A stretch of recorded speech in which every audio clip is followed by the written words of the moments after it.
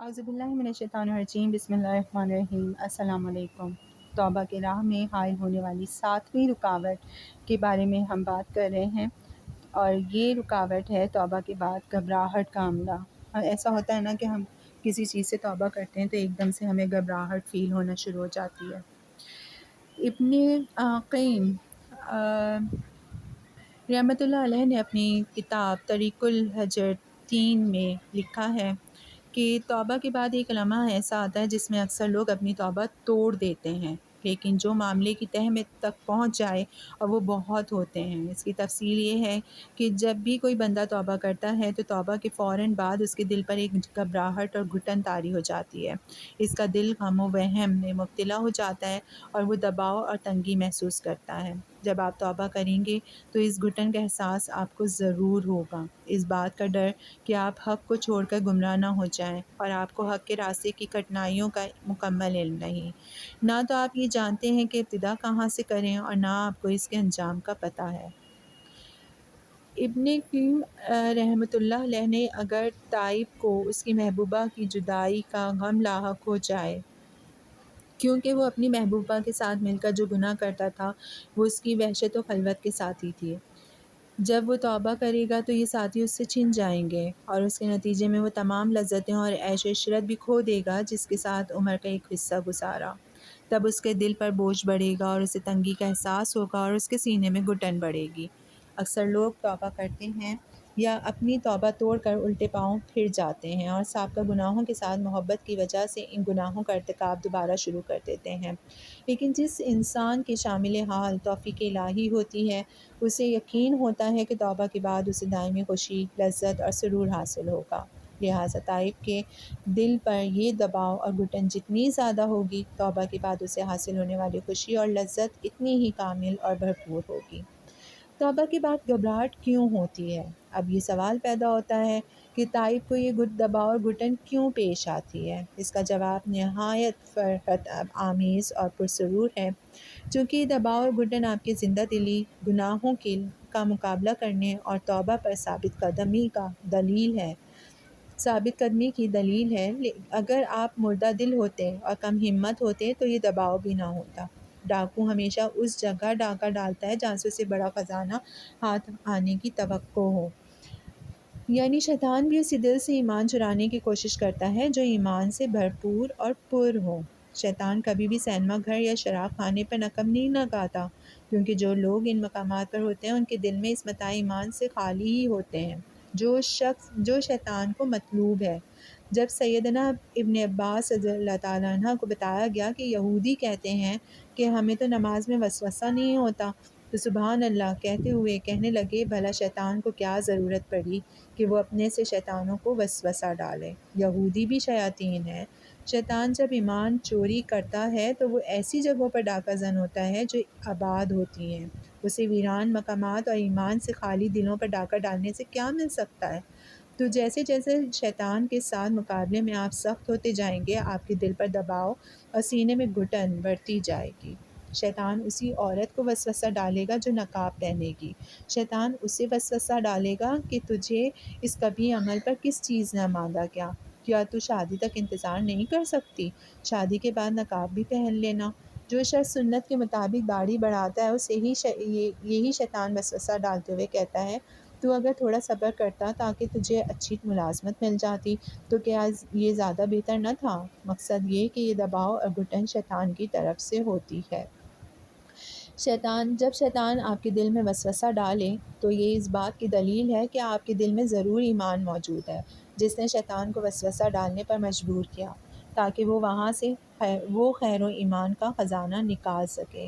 لہٰذا تو فوراً کہے، الحمدللہ، اے اللہ تیرا شکر ہے، اور اپنی توبہ پر صبر کر، ثابت قدم رہ، اور شیطان مردود سے اللہ رحیم کی پناہ طلب کر، بے شک وہ خوب سننے والا اور نہایت جاننے والا ہے۔ مخالف کی کثرت وسائل مد مقابل کی قوت کی دلیل ہے۔ انسان کی دو ہی حالتیں ہیں، یا تو وہ خیر کا ذخیرہ ہوتا ہے یا شر کا۔ جب طاقتور اور مضبوط ارادے کے لوگ خیر پر اکٹھے ہوں تو وہ خیر کا ذخیرہ ہوں گے، اور اگر لوگ اپنی طبیعت کے لحاظ سے شریر ہوں تو وہ شر کا ذخیرہ ہوں گے۔ لہٰذا تیری اور شیطان کے درمیان کشش ثقل کا اصول چل رہا ہے، اور بقا اور دوام ہمیشہ زیادہ قوی اور زیادہ ثابت قدم کے لیے ہوتا ہے، کیونکہ شیطان کے مقابلے میں جتنے زیادہ صبر کا مظاہرہ آپ کریں گے اتنا ہی زیادہ یقین اور ثبات آپ کو حاصل ہوگا، جس کے نتیجے میں آپ کو زیادہ شرح صدر اور زیادہ اطمینان ملے گا۔ یہ اس بات کی دلیل ہے کہ شیطان آپ کے متعلق کتنا حریص ہے، نیز یہ آپ کی قوت ایمانی کی بھی دلیل ہے، اسی لیے آپ کے دل پر دباؤ ہے اور آپ گھٹن اور پریشانی محسوس کرتے ہیں، کیونکہ جس دل میں ایمان نہ ہو وہ فوراً اپنی پہلی حالت میں لوٹ جاتا ہے، معمولی دباؤ بھی برداشت نہیں کر سکتا۔ آپ کو علم ہونا چاہیے کہ آپ جتنے پرعزم اور ثابت قدم رہیں گے، اس کے نتیجے میں اللہ تعالیٰ کی مدد کے بعد آپ کو شرح صدر اور اطمینان بھی اتنا ہی زیادہ حاصل ہوگا۔ مطلب، مقصد، منزل جتنی عظیم ہوگی، مشکلات بھی اتنی زیادہ اور کٹھن ہوں گی۔ مخلوق میں اللہ تعالیٰ کی یہی سنت و فطرت ہے۔ جنت اور اس کی عظمت پر غور کریں، پھر جنت کی راہ میں مشکلات اور رکاوٹوں کے متعلق سوچیں جو جنت کی راہ میں حائل ہیں۔ رسول اللہ صلی اللہ علیہ وسلم نے فرمایا کہ جنت کو مشکلات و مصائب سے ڈھانپ دیا گیا، حتیٰ کہ ضروری ٹھہرا کہ ہر 1000 میں سے ایک آدمی جنت میں جائے گا۔ اللہ تعالیٰ حدیث قدسی میں فرماتا ہے کہ اے آدم، جہنم کا حصہ نکالو، تو آدم علیہ السلام پوچھیں گے اے پروردگار، جہنم کا حصہ کتنا ہے؟ اللہ سبحانہ تعالیٰ کہے گا کہ 1000 سے 999 جہنم کے لیے اور ایک جنت کے لیے۔ اس کا سبب کیا ہے؟ کبھی غور کیا آپ نے؟ اس کا سبب یہی ہے کہ جنت مشکلات و مصائب سے ڈھانپ دی گئی ہے۔ ذرا غور کریں، اللہ سبحانہ تعالیٰ کے ساتھ محبت، اس کے لیے دل دنیا سے کٹ جانا اور اس کے آگے گڑ گڑانا اور اسی اکیلے سے مانوس ہونا تائب کی نشانیاں ہیں، جو اللہ تعالیٰ کی محبت کے حصول کا سبب بنتی ہیں اور جنت میں داخلے کا باعث بنتی ہیں۔ اللہ تعالیٰ کی محبت، اس کی دوستی، اس کو نگہبان و کارساز سمجھنا، اس کو کافی سمجھنا، اسی کے سامنے اپنے آپ کو جواب دہ سمجھنا، کتنے عظیم دعوے ہیں، کتنے عظیم مقاصد و مطالب ہیں کہ کیا کسی بندے کو اس سے زیادہ معزز و مکرم اور عالیشان نعمت مل سکتی ہے؟ ذرا غور کریں، اس مقصد کے حصول کے لیے کتنی رکاوٹیں اور مشکلات حائل ہیں۔ کیا اللہ سبحانہ تعالیٰ کی محبت کے حصول کے راستے اس قدر آسان ہیں؟ نہیں، ایسا نہیں۔ یہ عالیشان مقصد اور بلند منزل اتنی سہولت کے ساتھ حاصل نہیں ہو سکتی۔ ان رستوں پر سفر بہت زیادہ محنت، ریاضت اور مسلسل جد و جہد طلب کرتا ہے، اس لیے ضروری ہے کہ آپ کو اپنی توبہ کی اہمیت کا احساس و ادراک ہونا چاہیے۔ توبہ کے نتیجے میں دل اور سینے پہ جو دباؤ اور گھٹن آپ محسوس کرتے ہیں، اس کی حقیقت کا علم بھی ہونا چاہیے، چونکہ توبہ جب اعلیٰ و عظیم عمل قرار پایا تو اس کے نتیجے میں آنے والی مشکلات اور رکاوٹیں بھی شدید ہوں گی، تاکہ سچے اور جھوٹے کی پہچان ہو سکے۔ جب کوئی انسان فتنہ اور آزمائش میں مبتلا ہوتا ہے، تب اس توبہ کے ثمرات کے لیے صالح اور غیر صالح، اہل اور نااہل کی پہچان ہوتی ہے۔ اللہ سبحانہ تعالیٰ نے فرمایا ہے، سورہ آل عمران کی آیت ہے کہ اللہ مومنوں کو اس حالت میں ہرگز نہ رہنے دے گا جس میں تم اس وقت ہو، یہاں تک کہ وہ پاک و ناپاک سے علیحدہ کر دے، اور اللہ کا یہ طریقہ نہیں کہ وہ تم پر غیب ظاہر کرے، لیکن اللہ اپنے رسولوں میں سے جسے چاہتا ہے غیب کی باتیں بتانے کے لیے چن لیتا ہے۔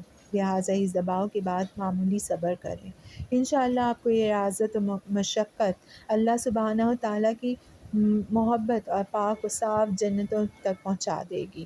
ابن رقیم رحمۃ اللہ علیہ نے لکھتے ہیں، لیکن جب تائب اس دباؤ پر صبر کرے گا تو پھر یہی دباؤ اسے محبت کے باغات اور انشراح و اطمینان کی جنتوں تک پہنچائے گا، اور اگر تائب گھبرا اٹھا، صبر نہ کر سکا تو اپنی پہلی حالت کی طرف لوٹ جائے گا اور دنیا و آخرت کا خسارہ اس کا مقدر بن جائے گا۔